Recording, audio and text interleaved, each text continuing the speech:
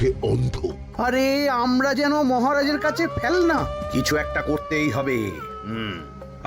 আমার মাথাটা গরম হয়ে যাচ্ছে। গোপালের মতন রাজসভার ময়লাকে যতক্ষণ না ফেলা যাচ্ছে ততক্ষণ আমার মাথা জ্বলন্ত কয়লা হয়েই জ্বলবে। পণ্ডিত মশাইয়ের মাথায় একটা বুদ্ধি আছে মন্ত্রী মশাই। আপনি যদি সেই অনুযায়ী উঁচির কাজ করেন তাহলে বেটা গোপালের কপালে দুর্গতির সীমা থাকবে না। এই কি বুদ্ধি, কি বুদ্ধি? আপনি বরং এই ব্যাপারে পণ্ডিত মশাইয়ের সাথে একবার আলোচনা করে নিন। আমি চলি, কেমন? আমি চলি। হ্যাঁ হ্যাঁ, এসো এসো এসো এসো।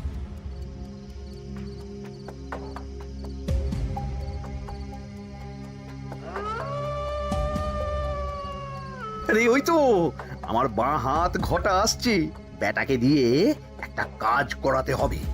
এ কি মন্ত্রী মশাই, আপনি এখানে দাঁড়িয়ে কি করছেন? এই একটা গুরুত্বপূর্ণ ব্যাপারে কথা বলছিলাম। একটা একটা কাজ করতে পারবি? কি কাজ করতে হবে বলুন মন্ত্রী মশাই। আমাকে একটু ঠান্ডা জল, পাতিলেবু আর পুদিনার পাতা দিয়ে শরবত বানিয়ে খাওয়াতে পারবি? সেসব আমার ঘরে ব্যবস্থা করাই আছে। চলুন চলুন আমার সাথে চলুন। হ্যাঁ হ্যাঁ, চল চল চল চল চল।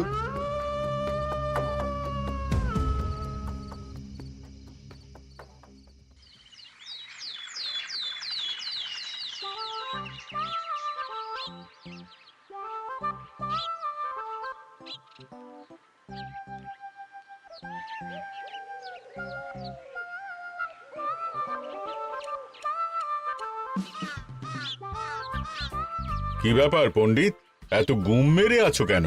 সকাল সকাল গিন্নি খুব বকেছেন মনে হচ্ছে।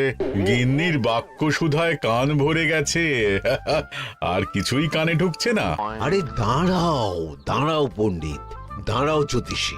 পণ্ডিত তো আমার কথা শুনতেই পেল না মনে হচ্ছে। তুমি তো দূর থেকে বলেছো, আমি তো বলেছি পাশ থেকে, তাতেও শুনতে পাইনি। কানের পোকা হলো নাকি? কি গো পণ্ডিত, ব্যাপার কি? কেমন বুঝছো? এ তো ভয়ানক কর্ণকোষ্ঠবদ্ধতার লক্ষণ। তুমি কচু বুঝেছো? আমার হয়েছে কর্ণগোপাল, তোমাদেরও হতো, কিন্তু তোমাদের দোকান কাটা বলে হয়নি। তুমি আমাদের অপমান করছো। তোমাদের অপমান বোধ থাকলে কোনো শব্দই কানে ঢুকতো না, শুধু একটাই শব্দ কানে বাজতো, গোপাল গোপাল গোপাল। এবারে রাজসভায় কিভাবে হেনস্থা হতে হলো মনে নেই?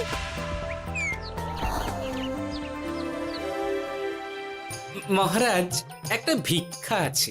ভিক্ষার জন্য কৃষ্ণনগরের রাস্তাই সবচেয়ে উপযুক্ত জায়গা গোপাল, তুমি বরং সেখানেই যাও। মন্ত্রী, মন্ত্রী মশাই ঠিকই বলেছেন মহারাজ।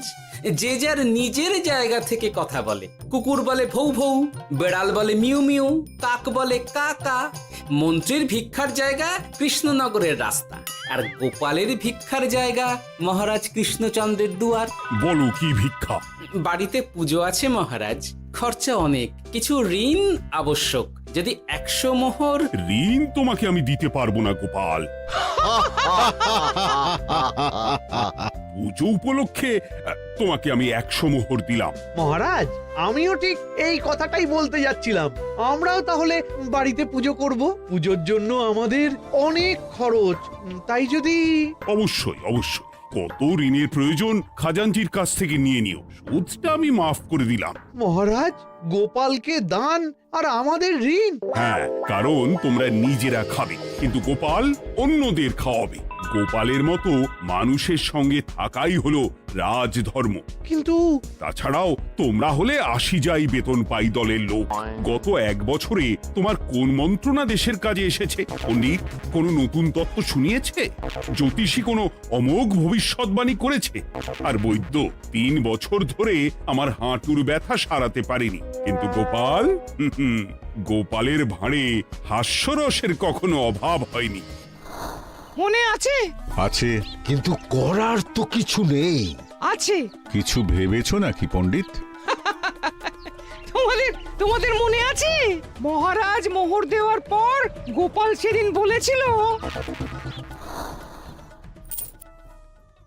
কি গোপাল, খুশি তো? মহারাজ, আপনি আমাকে এক মুঠো ধুলো দিলেও আমি খুশি। সেই ধুলো মুঠোই আমি সোনা মুঠো করে ফেলবো। মনে নেই আবার? একটু ঝেড়ে কাশো তো দেখি পণ্ডিত, কি ভেবেছো? যা হবে দেখতেই পাবে।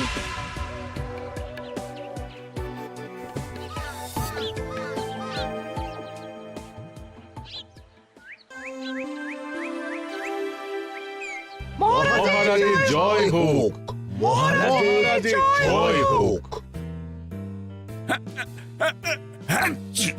ওরে বাবা, এই যে সকাল সকাল চান করে ঠান্ডা লেগে গেল মনে হচ্ছে।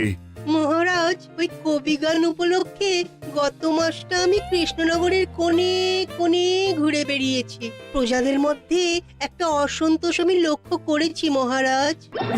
অসন্তোষ? আমি তো জানতাম আমার শাসনে প্রজারা সুখে আছে। সুখে তারা ভাসছে মহারাজ, কিন্তু একটাই অসুখ, তারা মহারাজের দর্শন পায় না। তারা মহারাজের পদধূলির জন্য আকুল হয়ে আছে, মহারাজের দর্শন পাওয়ার জন্য চাতকের মতো অপেক্ষা করছে।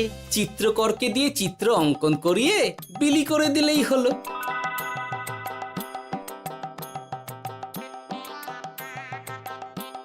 খুব ধুলো হয়েছে মহারাজ, কিন্তু এত ধুলো। কালকের ঝড়ে ঢুকেছে। ঝাড়ুদার,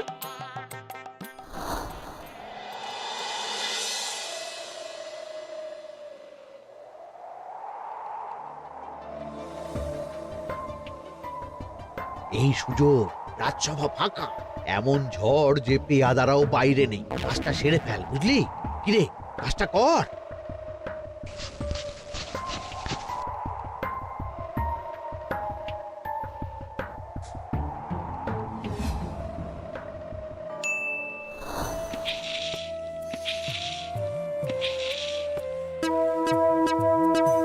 এত ধুলো! উফ, মহারাজ, কাল ঝড়টা বড় সাংঘাতিক হয়েছিল। তা বটে। আচ্ছা গোপাল, তুমি বলেছিলে মহারাজ তোমাকে এক মুঠো ধুলো দিলেও সেটা সোনা হয়ে যাবে। এখনো সেই কথাই বলছি। মন থেকে বলেছিলে না মহারাজকে তেল দেবার জন্য? তেল দেওয়ার দায়িত্বটা তো আপনি নিজের কাঁধেই নিয়ে ফেলেছেন। আমি যা বলি সত্যি বলি। আজ যদি এই 4 ঝুড়ি ধুলো মহারাজ তোমাকে উপহার দেন, তখনও একই কথা বলবে? নিশ্চয়ই। মহারাজ, গোপালকে এই 4 ঝুড়ি ধুলো দেওয়ার হুকুম হোক। কি গোপাল, আমি তোমাকে যদি এই ধুলো ঝুড়িগুলো দিই, তা থেকে সোনা আসবে নাকি? আসবে মহারাজ, মোহরের বস্তা আসবে। যদি না আসে, আপনি বলুন। তোমাকে কৃষ্ণনগর ছেড়ে চলে যেতে হবে। রাজি? আর যদি আমি পারি, তাহলে আপনাকে এই মন্ত্রীর চাকরি ছেড়ে দিতে হবে। কি রাজি? কি মন্ত্রী, রাজি? রাজি। গোপাল? রাজি মহারাজ। আচ্ছা, আর কেউ মন্ত্রীর পক্ষে বাজি ধরেছেন নাকি? হ্যাঁ, আমি আমি আমি আমি ও গোপাল এবার যে মরণ কুয়োতে ঝাঁপিয়েছে, সেখান থেকে আর উঠে আসতে পারবে না। ধুলো থেকে মোহরের বস্তা আসবে, এ হচ্ছে গোপালের উন্মাদ রোগের শুরু। দেমাক দেমাক, মহারাজের পিঠ চাপড়ানি পেয়ে পেয়ে গোপাল ভেবেছে যে ও সব কিছু করতে পারে। এবার শুধু সেই দিনকার অপেক্ষা, যেদিন গোপালকে উল্টো গাধায় চড়িয়ে কৃষ্ণনগর থেকে বার করে দেব। এতটা নিশ্চিন্ত হবেন না মন্ত্রীমশাই। গোপাল কিন্তু হালকা কথা ছুঁড়ে দেওয়ার লোক নয়। কি বলতে চাইছো পণ্ডিত? ওই 4 ঝুড়ি ধুলো থেকে মোহরের বস্তা আসবে? না, তা বলছি না। অন্য জায়গা থেকেও তো মোহরের বস্তা আসতে পারে। তার সঙ্গে ধুলো মিলিয়ে দিলেই কেল্লাফতে। গোপালের নিশ্চয়ই কোনো পরিকল্পনা আছে। গোপালের সব পরিকল্পনার গোড়া মেরে রেখে দিয়েছি পণ্ডিত। বটা আছে গোপালের পেছনে, আর ঘটা আছে গোপালের বাড়ির পাহারা। লুকিয়ে কিচ্ছু করতে পারবে না। আরে ওই তো বটা আসছে। বেল্লিক, উল্লুক, তোকে আমি জল বিছুটি দেওয়াবো। গোপালকে ছেড়ে চলে এসেছিস কেন? ছেড়ে আসবো কেন মন্ত্রী মশাই? গোপালকে ওর বাড়ির সামনে ছেড়ে এসেছি। ওখানে তো ঘটা আছে। ও বড্ড ঘুরিয়েছে বেটা। কোথায় কোথায় গিয়েছিল গোপাল? 4 ঝুড়ি ধুলো নিয়ে বেটা বাড়ির উল্টো দিকে হাঁটা দিল। চললাম পিছু পিছু। যাচ্ছিল কোন দিকে? নদীর দিকে, কিন্তু গোপাল দাঁড়ালো যদুর বাড়ির সামনে। এই যদু হলো সেই লোক যে লোকজনের বাড়িঘর কেনা বেচা করে আর লোক ঠকায়। আগে রাজধানীতে থাকতো। বেটা রাজধানী থেকে এই কৃষ্ণনগরে পালিয়ে এসেছে, এখানেও লোক ঠকাচ্ছে, কিন্তু বেটা এত চালাক যে কিছুতেই ধরা যাচ্ছে না। এইরকম লোককে ধরাচ্ছে হাতে রাখা ভালো নয় কি মন্ত্রী মশাই? সে তো জানি, কিন্তু ওর ওপর মহারাজের কড়া নজর আছে। এখন ওর সঙ্গে সম্পর্ক রাখা খুব ঝুঁকি। যাই হোক, তারপর হ্যাঁ, তারপর যদু, যদু রে, গোপাল খুড়ো, আরে তুমি এখানে কি করছো? দেখতেই তো পাচ্ছিস ধুলো, তবে যে সে ধুলো নয়, মহারাজ কৃষ্ণচন্দ্রের পদধূলি। শুনিসনি বোধহয় এখন কৃষ্ণনগরে সবচেয়ে বেশি চাহিদা মহারাজের পদরেণু। আচ্ছা, মহারাজের পদরেণু নিয়ে যাচ্ছ কোথায়? এই ছোট ছোট পুলিন্দায় ভরে কৃষ্ণনগরের প্রত্যন্ত জায়গায় যেখানে প্রজারা মহারাজের সাক্ষাৎ পায় না সেখানে বিক্রি করব। তোমার কি মাথা খারাপ? পায়ের ধুলো বিক্রি হবে? ওরে, গতবারে মাত্র 1 ঝুড়ি ধুলো 1000 মোহরে বিক্রি করেছিলাম, এবারে 4 ঝুড়ি। শোনো, তুমি আবার ঘুরে ঘুরে বিক্রি করবে কেন? তোমাকে আমি বরং 10 মোহর দিয়ে দিচ্ছি, তুমি আমাকে এগুলো দিয়ে দাও, আর বিক্রি করে যা হবে তোমাকে এই 40 ভাগ দিয়ে দেবো। ওই 10 মোহরে বদমাস যদুকে ধুলো বেচে গোপাল বাড়ির দিকে চললো। বাড়ির সামনে অব্দি পেছনে পেছনে গিয়ে তারপরে এই আপনাদের কাছে আসছি। বলিস কি রে, ধুলো বেচে 10 মোহর? ও মন্ত্রী মশাই, গোপাল তো একেবারে নাড়ি ধরে টান মেরেছে। গেল রাজসভায় এমন সুখের চাকরিটি গেল, এবার আবার রাস্তার ধারে গিয়েই বসতে হবে। এবার নবাবের দরবারে জায়গা আছে কিনা খোঁজ করি গিয়ে। ধ্যাত্তেরি, 10 মোহর আর 1 বস্তা মোহরের মাঝখানে অনেক রাস্তা, সেই রাস্তায় আমি লোক বসিয়ে রাখবো। আরে আরে, ওই তো তোমার ঘটা আসছে। এই, তুই গোপালের ঘরের পাহারা ছেড়ে এলি কেন? গোপাল নেই নেই নেই নেই নেই নেই।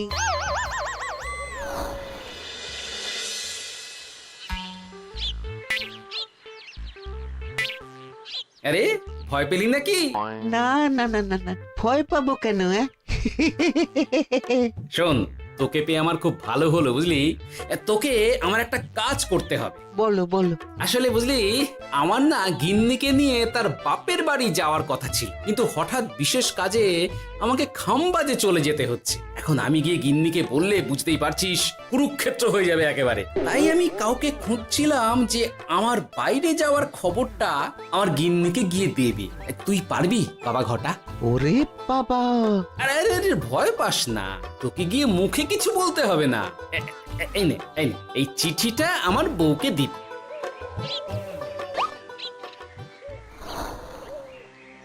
কৃষ্ণনগর ছেড়ে চুপি চুপি চলে যাচ্ছে, চালাকিটা দেখেছেন?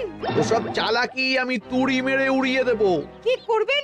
চারিদিকে আমি অশ্বারোহী গুপ্তচর পাঠাচ্ছি, গোপালকে কোনো চালাকি করতে দেব না।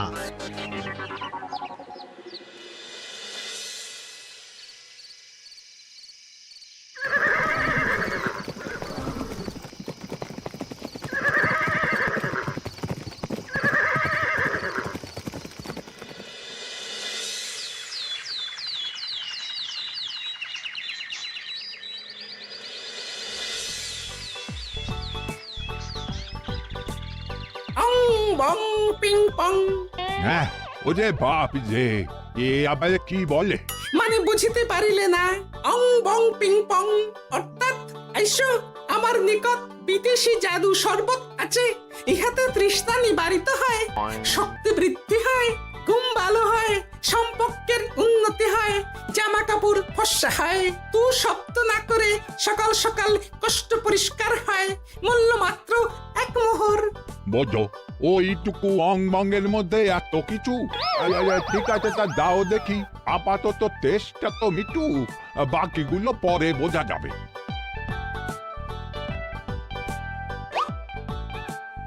আহা, বড় ভালো খেতে তো। ঠং ঠং অর্থাৎ শক্তি বৃদ্ধি হলো। হ্যাঁ, হ্যাঁ, মনে হচ্ছে গায়ে যেন দুগুণ বল পাচ্ছি। কি হয়েছে ভাই? এ কে? এ ভিন দেশ থেকে জাদু শরবত নিয়ে এসেছে গো। জাদু শরবত ভিনদেশ?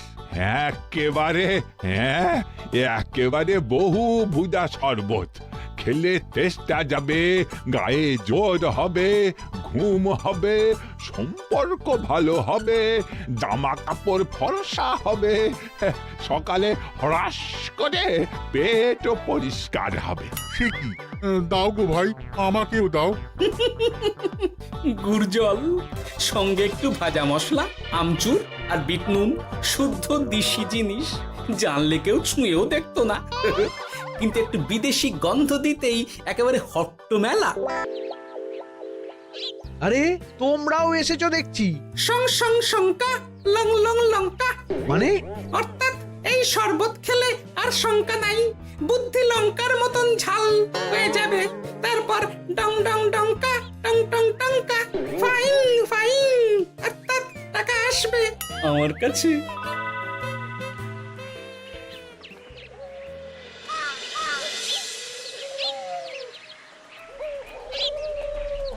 ঝপ ঝপ ঝপাং, ভট ভট ফটাং, অর্থাৎ উহাকে দৌড়িয়েছো কেন? বেটা জোচ্চোর অনেককে ঠকিয়েছে। অনেক দিন থেকে তককে তককে ছিলাম। এবার এই ধুলো নিয়ে মহারাজের পায়ের ধুলো বলে বিক্রি করছিল। একটা বেনামি চিঠিতে খবর পেয়ে বেটাকে ধরেছি। ব্যাং ব্যাং বিগ ব্যাং, অর্থাৎ বাহ বাহ বাহ বাহ। বেনামি চিঠিটা আমি দিয়েছিলাম বাবু। বাবা যদু, তুমি সেই রাজধানী থেকে কৃষ্ণনগর অবধি মানুষকে অনেক খোল খাইয়েছো। তুমি এতদিন ঘুঘু দেখে এসেছিলে বাবা, এবার গোপাল নামক ফাঁদটা দেখলে। কতবার বলবো এইসব ধুলো আমি গোপালের কাছ থেকে কিনেছি। যা বলার ওই বিচারের সময় মহারাজকে বলবি। চল চল চল চল চল।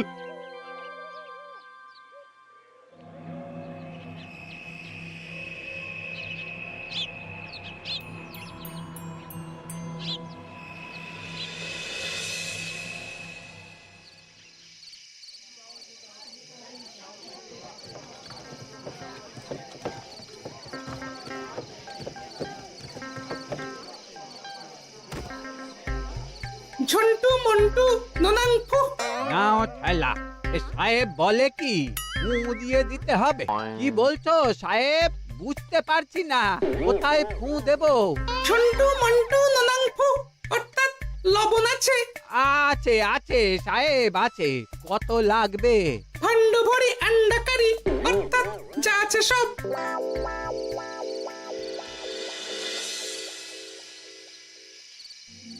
ব্যাস, মোটামুটি আশেপাশে সব দোকানের নুন এখন আমার জিম্মায়। এবার আসল মজা শুরু হবে।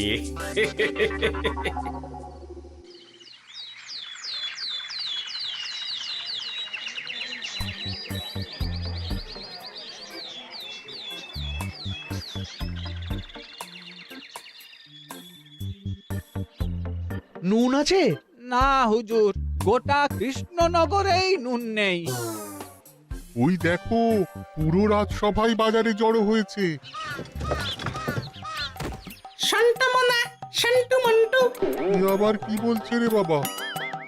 শান্তামনা, শান্টু মন্টু, অর্থাৎ জনগণ শ্রবণ করুন। নান্টু কান্টু, নুন কি নেবেন?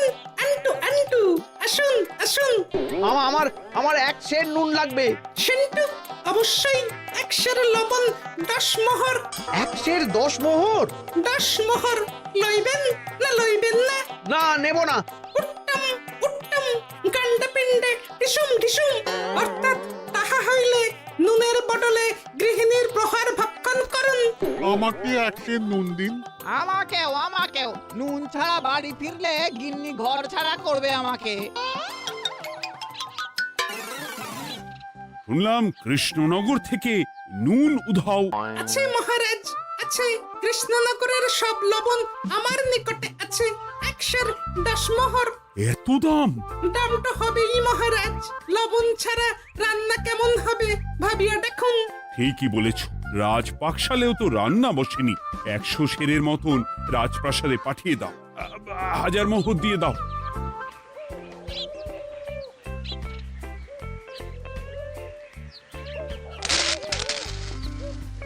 ব্যাস 1 বস্তা মোহর হয়ে গেছে।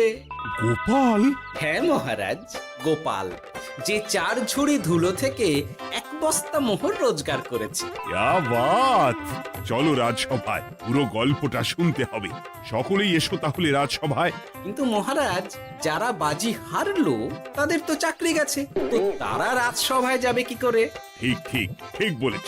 আর যারা বাজি হারলো তারা বাদ, বাকিরা চলো। এই সেরেছে, গোপাল তো আবার বাজি মেরে দিল। ও মহারাজ, আমাদের দেখুন। ও মহারাজ, আমাদের দেখুন। ও মহারাজ। হ্যাঁ